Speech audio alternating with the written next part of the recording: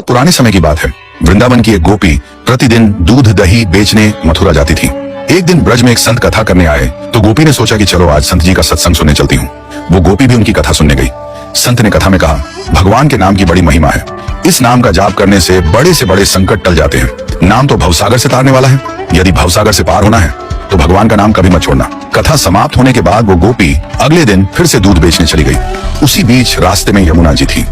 इसको देखकर गोपी को संत की बात याद आ गई कि संत ने कहा था भगवान का नाम तो भवसागर से पार लगाने वाला है। उसने सोचा, जिस भगवान का नाम भवसागर से पार लगा सकता है तो क्या उन्हीं भगवान का नाम मुझे इस साधारण सी नदी को पार नहीं करवा सकता।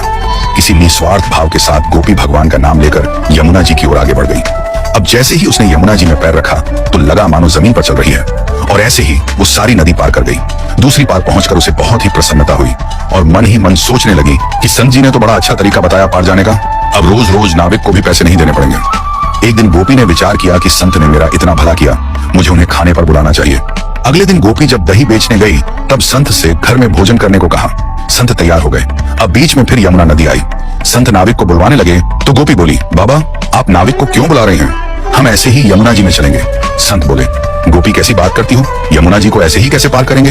गोपी बोली, बाबा आपने ही तो कथा में कहा था कि भगवान का नाम लेकर भवसागर को भी पार किया जा सकता है, तो मैंने सोचा जब भवसागर से पार हो सकते हैं तो यमुना जी से पार क्यों नहीं हो सकते।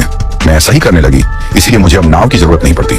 संत को यह सुनकर विश्वास नहीं हुआ और वो गोपी को कहने लगे, पहले तू चल, मैं तुम्हारे पीछे पीछे आता हूँ। गोपी रोजाना की तरह नाम का आश्रय लेकर यमुना जी को पार कर गई। गोपी को देखने के बाद जैसे ही संत ने यमुना जी में पैर रखा तो झपाक से पानी में गिर गए। ये देखकर संत बहुत हैरान हो गए। अब गोपी ने जब देखा तो संत तो पानी में गिर गए हैं।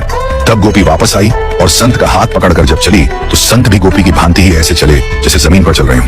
ये चमत्कार देखने के बाद संत उस गोपी के चरणों में गिर गए और कहने लगे कि गोपी तू धन्य है, वास्तव में तो सही अर्थों में नाम का आश्रय तो तुमने लिया है, और मैं जिसने नाम की महिमा बताई तो सही, पर स्वयं नाम का आश्रय नहीं लिया। इसीलिए कहते हैं कि जब भी भगवान से मदद मांगो तो प्रभु पर पूरा भरोसा करो, भगवान जरूर आपकी पुकार सुनेंगे और आपकी मदद के लिए जरूर आएंगे।